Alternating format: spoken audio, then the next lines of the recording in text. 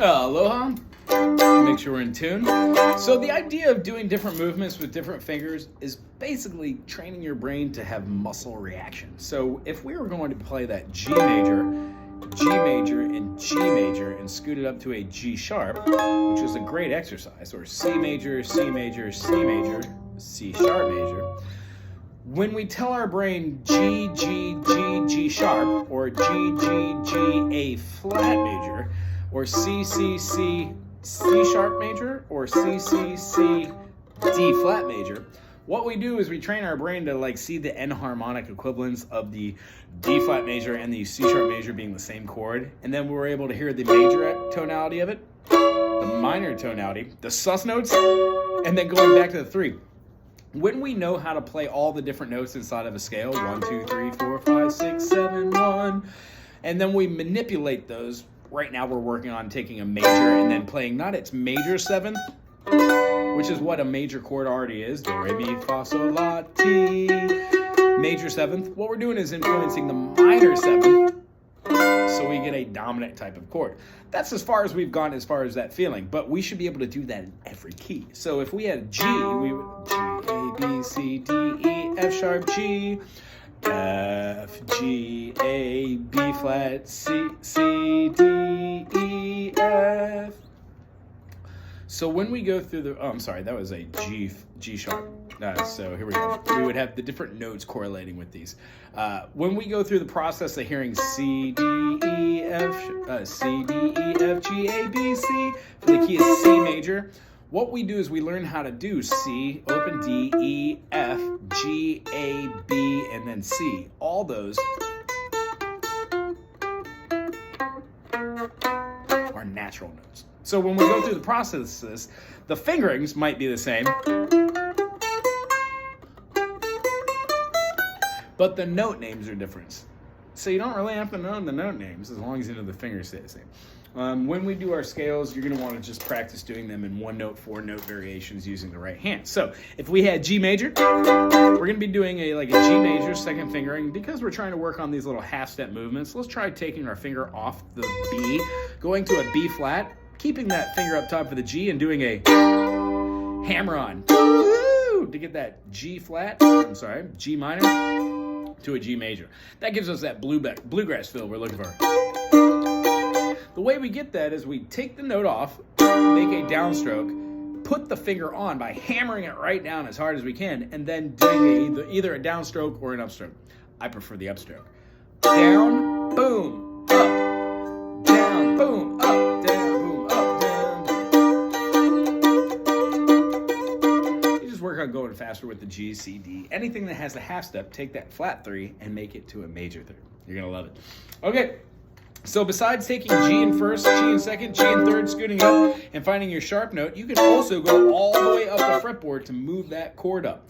If you know how to play a B major, then you know how to play a B minor. If you know how to play the B minor, you can also play a B sus2, because it's right below that minor third. If you want to play a B with that diatone, you can do that, even though it doesn't sound good.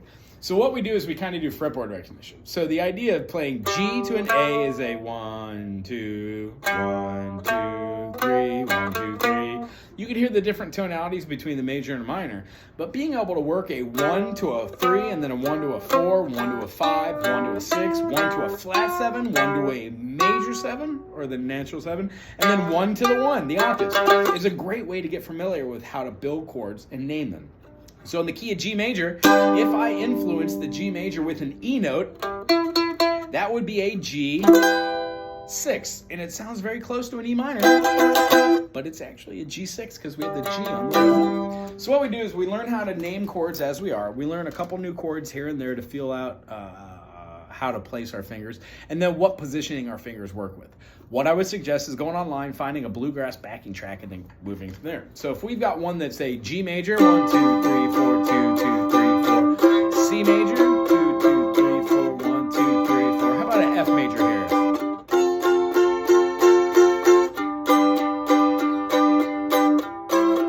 Now a D.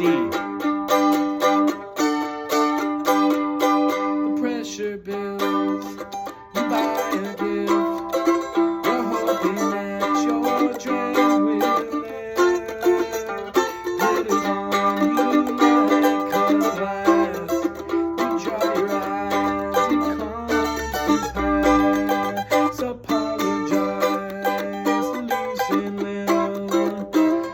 with head converse with children. Friends can find you in their world, one by one, a string of pearls.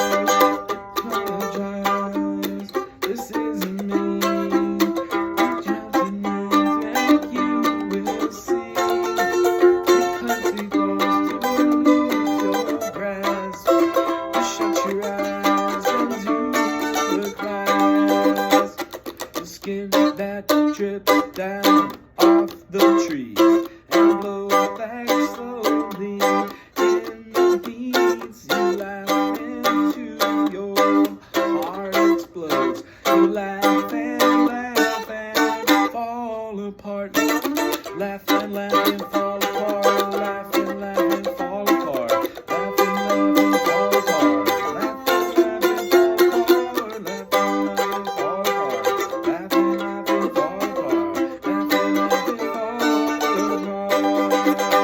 So that is a fish song called, I can't remember what it's called. I think it's called Mound or something. Anyway, it's just a 1-4-1-5 type of movement. The F is a little like the D because they're both relative. So I would say going online, typing in backing track, bluegrass G, 60 BPMs is going to put it like around this beat tempo. Work on any pattern and then see what you can come up with by doing like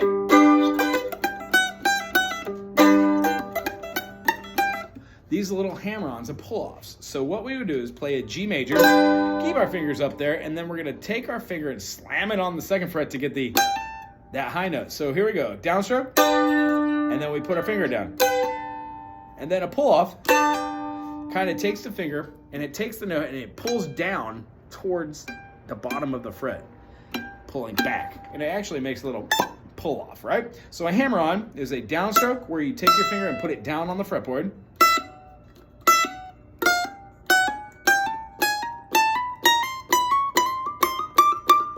So practice those with your whole steps. Try it with the half steps. Try it with your minor thirds. Try it with every finger. And then eventually these are going to get a little bit stronger as far as those muscle goes. We'll work on those next week. One's called a hammer-on. One's called a pull-off. You pull down when you do it as well.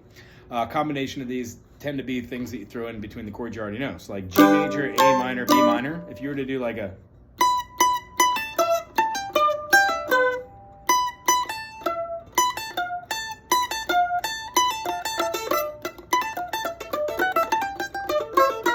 something like that. You can find your own way around there. Go slow. And then you find your little caveats. And I'm going to come up with a couple that are taken from like different bluegrass standards. Send them along your way each week. I really do appreciate you, and I think that being able to play with these two different fingers for chords you already know, and then switching them to these is also advantageous. So this week, be mindful of trying to get rid of your first finger and use that just for your first fret only. All right? It's good seeing you. I'll see you next week. Aloha.